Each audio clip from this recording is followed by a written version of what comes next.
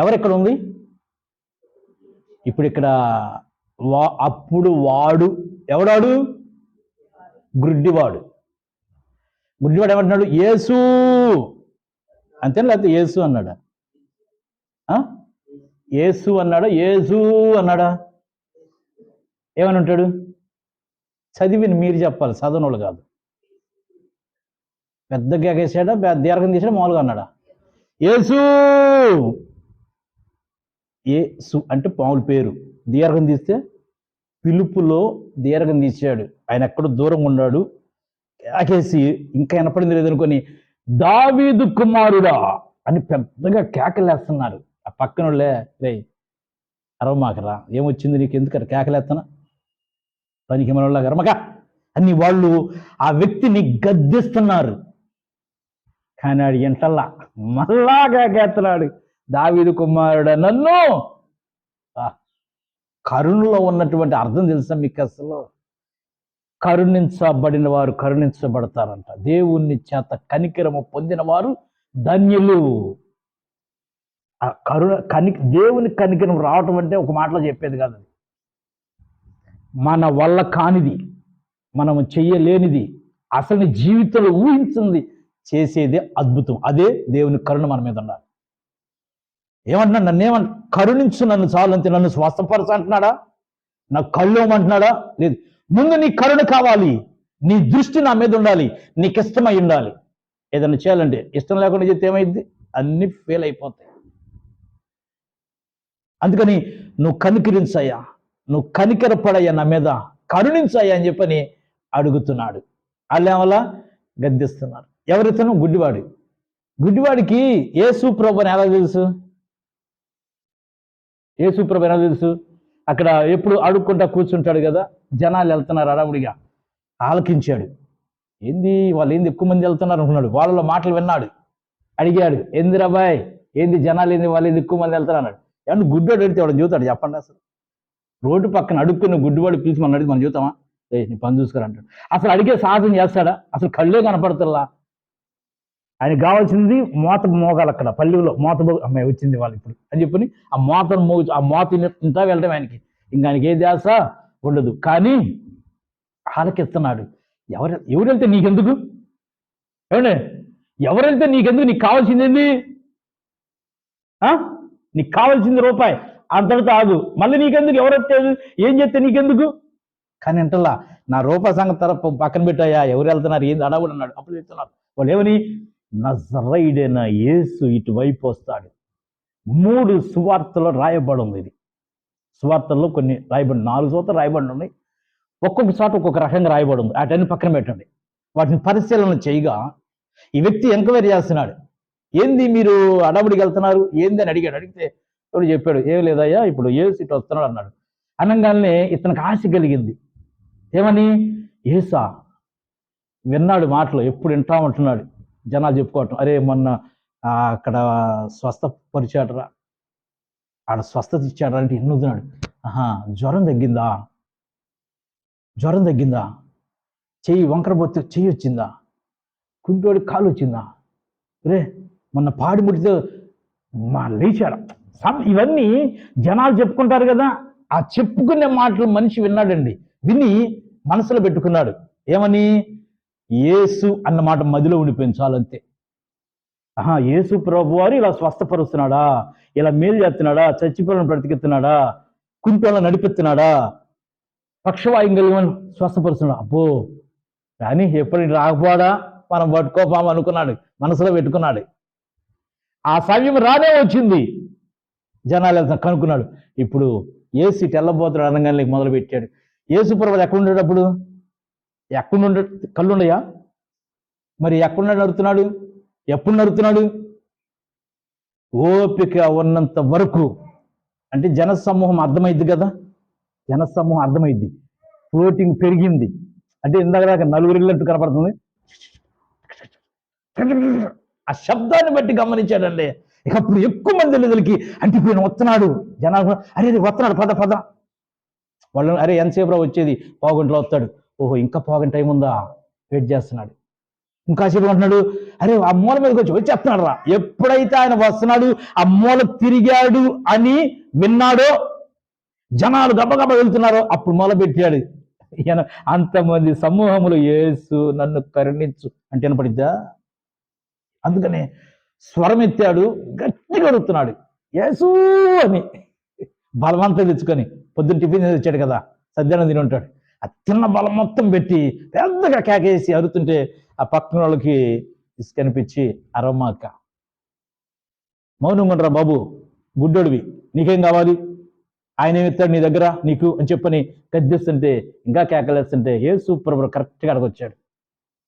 ఆయన టర్నింగ్ తిరగడం గమనించాడు. వారికి ఆయన అక్కడున్నప్పుడే స్వరం వినపడింది, ఓహో మొత్తాన్ని మన కోసం వ్యక్తి ఎదురు చూస్తున్నాడు,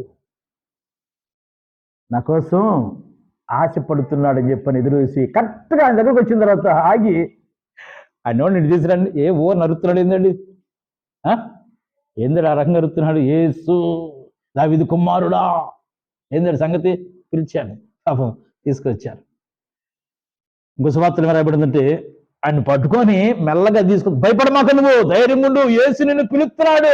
ఇక చూడాలి సంబరం, నా కేకలు ఫలించినాయి, నా అరుపు ఫలించింది, నా మాట వినబడింది, ఆయన నా దగ్గరకు వచ్చాడని సంబరంతో భయపడమాక ధైర్యం ఉన్నప్పుడు అప్పుడు అడుగుతున్నాడు ఆ గుడ్డివాడిని, చూపు లేని వాడిని, నేను నీకేం చేయాలనుకుంటున్నాను కేకెత్తున్నావు, ఇన్ని సంవత్సరం ఇలా ఉన్నావు కదా, నేనేం చేయాలనుకుంటున్నావు, నువ్వు నీకేం కావాలి చెప్పు, నా దగ్గర నీకేం కావాలి, ఎంత ఇమ్మంటా నీకు, బంగారం కావాలా, వెండి కావాలా, ఏ కాసులు కావాలని అడుగుతుంటాడు. ఏమంటున్నాడండి, ఏమన్నా అడుక్కున్నాడు, ఏమడుగుతాడు, అడుక్కున్నవాడికి ఏమి ఇవ్వాలి, అడుక్కున్నాడు ఏమడుగుతాడు, డబ్బులు అడుగుతాడు, బంగారం అడుగుతాడు, ఏమన్నా నాకు తినడానికి ఇవ్వండి అని అడుగుతాడు. ఆయన అడుగుతున్నాడు, నా వల్ల నీకేమన్నా చేసే అవకాశం ఉందా, నా వల్ల నీకేం జరిగిద్దా, ఎందుకు నన్ను పిలుస్తున్నావు, ఏం కావాలి అని అడిగితే అన్నాడు, ఏమంటున్నాడు, నేను చూపు పొందాలి. ఏం ఆశ అండి, నువ్వు గుడ్డివాడివి, చూడలేనటువంటి వాడివి, చూపు లేదు, ఎవరో తెలియదు, ఎవరో చెబితే విన్నావు, యేసు ప్రభువారు స్వస్థపరుస్తాడు, అద్భుతం చేస్తాడు అంటే విన్నావు, విని నీ మనసులో పడిపోయింది. అసలు కళ్ళు పోయిన నాకు కళ్ళు ఇవ్వగలడా, నమ్మకం ఉందా, అసలు అడగొచ్చా, అడగకూడదా అన్న ఆలోచన కూడా లేకుండా, ఏం కావాలి నీకంటే ఏమంటున్నాడు, నేను చూపు పొందాలి, నాకు కళ్ళు రావాలి, నేను జనాలను చూడాలి అని అంటున్నాడు. జీవము కలిగిన దేవుని మాటలను నేను అందిస్తుంది. చూపు లేని గుడ్డివాడికి అర్థమైంది, మాట విని చెవులో విని గ్రహించాడు. చదువు లేని వారు విని గ్రహిస్తున్నారు. నిజంగా వాస్తవానికి చదువు లేదు, కానీ విని అర్థం చేసుకొని గ్రహించి మనసులో పెట్టుకొని మాట్లాడుతున్నారు. మరి చదువు వచ్చిన నీవు, చదవగలిగిన నీవు, చెప్పగలిగిన నీవు ఏమొచ్చండి?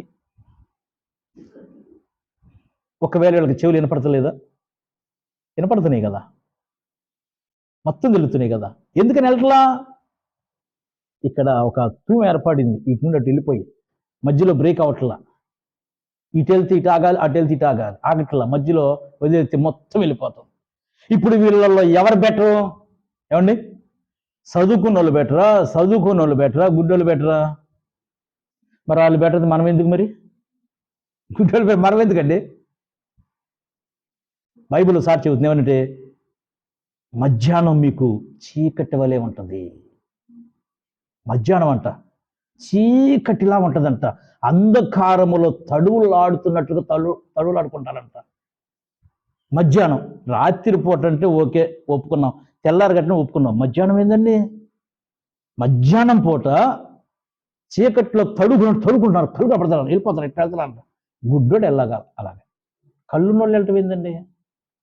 కళ్ళున్నోళ్ళు మధ్యాహ్నం పూట తడుగులాడుకుంటూ వెళ్తారా? అంధకారంలో ఉన్నట్లుగా. మీరు పరిశీలన చేసుకోండి. గొప్ప దేవుడు మనతో మాట్లాడుతున్నాడు. ఒక కళ్ళు లేని వ్యక్తి విని మేలు పొందుకున్నాడు. మరి అన్నీ ఉన్న మనం ఎంతవరకు మేలు పొందుకోగలుగుతున్నాం? నా మాటలు బ్రతికిచ్చిద్దని వాక్యం సెలవిస్తుంది. నీ వాక్యము నన్ను బ్రతికి జీవపు ఓట అని అంటుంది. అందుకని ఇర్మియా గారు ఒక మాట చెబుతాడు, ఏమనంటే, నా జనులు 2 నేరాలు చేశారు, ఒక నేరం కాదు, 2 నేరాలు చేశారు. ఏంది? చదువుకొని ఉపయోగం లేని చదువు, కళ్ళుండి ఉపయోగము లేనటువంటి ధ్యానం, 2 నేరాలు. ఏవి నేరాలు అవి? 2 నేరాలు. ఇర్మియా 2వ అధ్యాయంలో రాయబడి ఉంటుంది. 4వ అధ్యాయం అనుకుంటా, 4వ అధ్యాయం 2వ అధ్యాయంలో మొదటి భాగంలో రాయబడి ఉంటుంది. నా జనులు 2 నేరములు చేసి ఉన్నారు. ఒకటి ఓట. నా జనులు ఒకటి కాదండి, 2 చేశారు. వాటిలో ఒకటి జీవజల.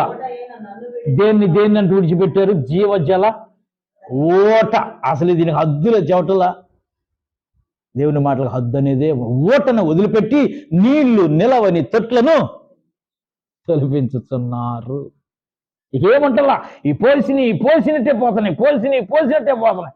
ఇంకెక్కడ గ్రహింపు వచ్చిందండి? ఇంకెక్కడ మనం జ్ఞాపకం ఉంచుకోగలుగుతాం? ఇంకేం మనం చేయగలుగుతాం?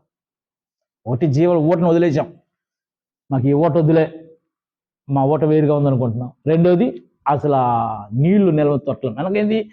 ఈ చెవితో వెళ్ళింది ఎక్కడ ఉండాలి? ఈడ వెళ్ళాలి కదా. ఏమైపోతుంది? వెళ్ళిపోతుంది. కానీ ఆ గుడ్డని ఏం చేశాడు? విన్నట్టుగా కడుపులో బానిచ్చాడు. విన్నట్టుగా హృదయంలోకి వెళ్ళిపోయిందండి. గ్యాప్ లేదు, వెళ్ళిపోయింది. మొత్తం వెళ్తున్నాయి. పనికొచ్చే మాత్రమే దాచిపెట్టాడు. పనికిరాని ఏ మాత్రం దగ్గరకు కూడా రాలా. ఎదురు చూశాడు, ఎప్పటికైనా ఇటు వస్తా ఏసా అని వచ్చినప్పుడు చూద్దామని ఎదురు చూశాడు. ఈరోజు మనకేం కనపడతలేదండి? వాక్యం కనపడతలా, అర్థం కావట్లా, గ్రహింపులకు పట్ల సాతాను అపవాది మనోనేత్రాలకు గుడ్డితనాన్ని కలగజేసింది. ఆ అడుక్కునోడికి మనకేంది తేడా చెప్పండి? ఆడేం చూడకుండా తింటున్నాడు, మనం చూసి తింటున్నాం. అంటే నేను లోకంలో మాట్లాడతా, పరిశుద్ధుని దేవుణ్ణి బిడ్డలమైతే వాడికి మనకి తేడా ఏంది చెప్పండి? అడుక్కునే గుడ్డివాడికి మనకి తేడా ఏముంది చెప్పండి? ఇంకా వాడు గుర్తుపెట్టాడు, యేసు నజరేయుడైన యేసు, దావీదు కుమారుడైన యేసు. బా, ఎన్ని పేర్లు గుర్తుపెట్టుకున్నాడండి. దావీదు కుమారుడా యేసు. ఏంది? స్వస్థపరుస్తాడు, కనికరిస్తాడు. స్వస్థపడిన తర్వాత ముందు ఆయన కరుణ మీద ఉండాలి, నేను కరుణించబడాలని ఆశ పెట్టుకున్నాడు. మరి మన ఆశ ఏమన్నా ఉందా? దేవుడి వల్ల ఇది పొందుకుంటాం, ఇది దేవుడి ఆశ ఉందా మీకు చెప్పండి? ఆశ ఉంటే మన స్టైల్ మారింది. దేవుడి చేయగలడు అనేది ఉంటే స్టైల్ మారింది. ఏదో లోకంలో బతుకుతున్నాం, వెళ్ళిపోతున్నాం, ఇవన్నీ కామనేలే, ఇవన్నీ ఏముంది, దేవుడు ఉంటే ఇవన్నీ ఎంతులు అనిపించింది. ప్రపంచంలో మీరు చూడండి, ఇలా అనేవాళ్ళు చాలా మంది ఉన్నారు. ఏముంది, అంత మామూలే కదా, ఏదో మనం క్రైస్తవులకు పుట్టాం కాబట్టి వెళ్ళాలి చర్చిలకి, అంతేగాని వాళ్ళు వెళ్తున్నాయి గుళ్ళకి వెళ్తున్నారు చర్చిలకి. ఏంది, మనం ఏదో పెట్టుకున్నాం, వెళ్తున్నాం, ఏదో పనికి మనం మాట్లాడుతున్నాం అనుకొని కాలం నెట్టుకునే వారే ఉన్నారు. కానీ నిజంగా ఆయన మన పట్ల ఏమన్నా చేస్తాడని ఆశ కలిగి ఉంటున్నామా? కళ్ళు లేనివాడు ఆశపడ్డాడు, ప్రభు నన్ను కరుణిస్తే నాకు కళ్ళు వస్తాయి, నిరీక్షణ కలిగి ఉన్నాడు. ఏది విని, చదివి కాదు. మళ్ళా మనం చదువుకుంటూ బోర్డులో ఉండే ఇందులో పరిశుద్ధ గ్రంథం, ఆడి చదవకుండా విని గ్రహించాడు. మరి కళ్ళుని మనం చదువుకోలేనటువంటి గ్రహించలేనటువంటి చదువులు మనకి ఎందుకండి? అన్ని కలిగి ఉన్నా యేసు లేకపోతే సున్నా అంట. మరి ఎన్ని కలిగి ఉంటే ఏం సుఖం అండి? ఎన్ని కలిగి ఉంటే ఏం సుఖం? పాపం ఆయనకి తినటానికి ఉందంట, ఉండటానికి ఉందంట, రోజుకు డ్రెస్ మారుస్తాడంట. ఎవరు? రోజుకు డ్రెస్ మారుస్తాడు. ఇది తిని ఇది తినకుండా ఉండటం అనేది ఉండదంట. ఎవరు? ధనవంతుడు. ఇంకెవరిని చూతారేమో అనుకున్నా, ఇంకెవరు లేరు. ధనవంతుడికి తినటానికి ఉండడానికి ఉంది, రోజు రిచ్ జీవితం. నా అంత గొప్పవాడు ఎవరు లేడని ఆ ప్రాంతానికంతా చూపించాడు, నా స్టైల్ ఇదని. కానీ ఎవరు లేరండి? యేసు లేడు. ఇంకెందుకు ఆ బతుకెందుకు? భూలోకంలో ఎంత సంతోషం అనుభవిస్తామో అక్కడికి వెళ్ళిందంత నరకం అనుభవించాల్సింది. ఈ భూలోకంలో సంతోషం వద్దని చెప్పటంలో కావాలి, దేవుని తర్వాత సంతోషం, దేవునితో సంతోషం.